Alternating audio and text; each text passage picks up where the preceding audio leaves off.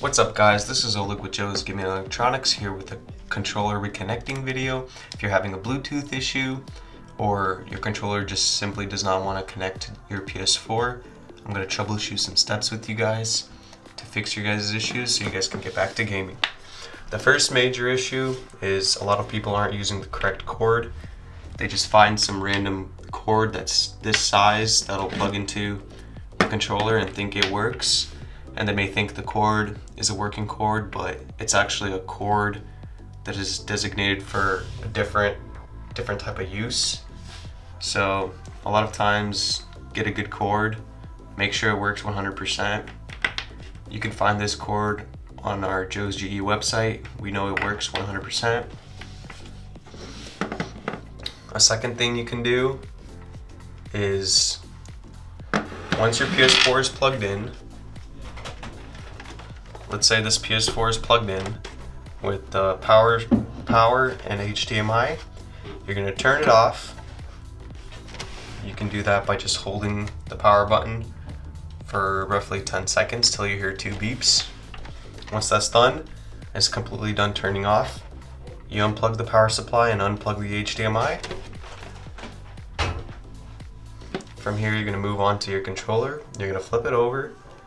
Next to the L2 button, you're going to see this little hole.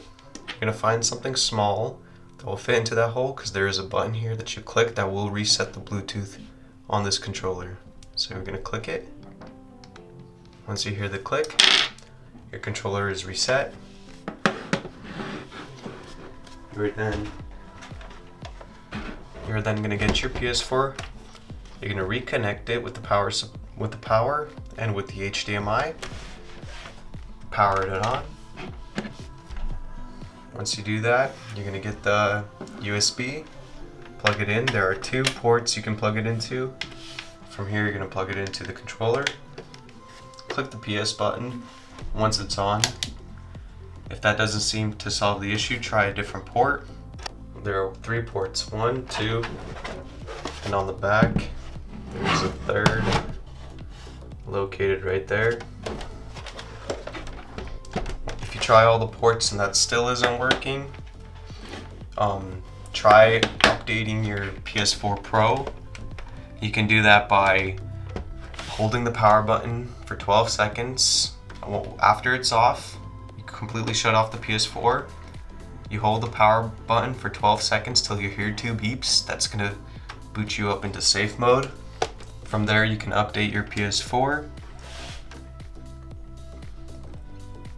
And you can do it either through an Ethernet cable or through a USB.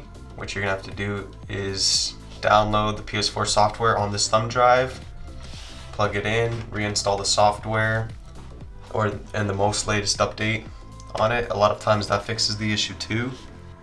That should be it.